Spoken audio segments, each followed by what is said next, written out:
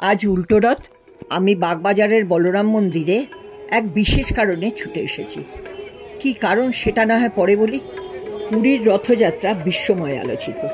সেই রথের রশি টানার জন্য দেশ বিদেশ থেকে রথযাত্রার দিন লাখ লাখ ভক্তের সমাগম হয় পুরীতে। কিন্তু কম নস্টালজিক নয় কলকাতার বাগবাজারের বলরাম মন্দিরের রথযাত্রা। ছোট্ট একটা রথ, কিন্তু এই রথটার নেপথ্যে রয়েছে শিহরণ জাগানো এক ইতিহাস। বলরাম বসু ছিলেন শ্রী শ্রী ঠাকুর রামকৃষ্ণ পরমহংসদেবের একজন শিষ্য।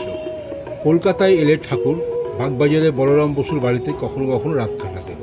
এই বলরাম বসুর বাড়িতেই রথের দিন উৎসব হতো। রথের আকৃতি ছোট হলেও বলরাম বসুর বাড়ির রথযাত্রার বেশ নাম ডাক ছিল।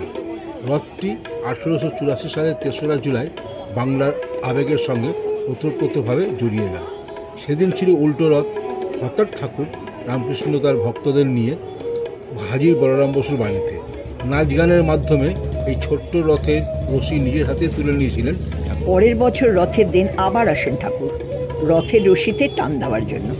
কয়েকটি শতাব্দী চলে গেলেও ঠাকুর রামকৃষ্ণদেবের টানা সেই ছোট্ট রথটি আজও রথযাত্রার দিন আলাদা গুরুত্ব পায় অগণিত ভক্তদের হৃদয়ে। ঠাকুর দেহ রাখার পর বলরাম বসুর নির্দেশে 1886 16ই আগস্টের পর থেকে এই ছোট্ট রথে জগন্নাথ, বলরাম ও সুভদ্রার সাথে পূজিত হন ঠাকুর রামকৃষ্ণ পরমহংসদেব। সেই থেকে আজও এই বলরাম বসুর বাড়ির মধ্যেই ঘোরানো হয় রথ।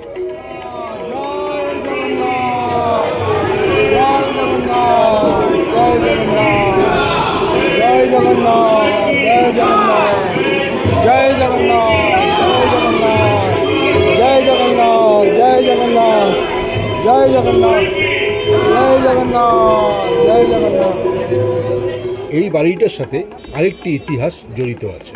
এখন আপনাদের আমি সেই ইতিহাসটাই বলি।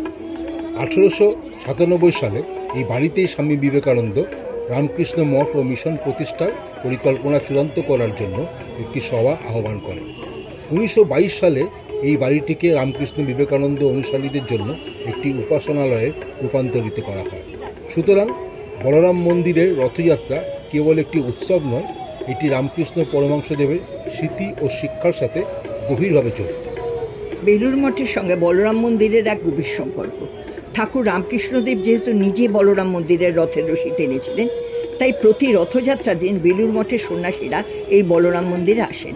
প্রায় 2.5 শতাব্দী ধরে রথযাত্রার দিন এই রীতি মেনে আসছেন বেলুড় মঠের সন্ন্যাসীরা। তাই আজ আমিও ছুটে এসেছিলাম এই রথের রশি টানতে।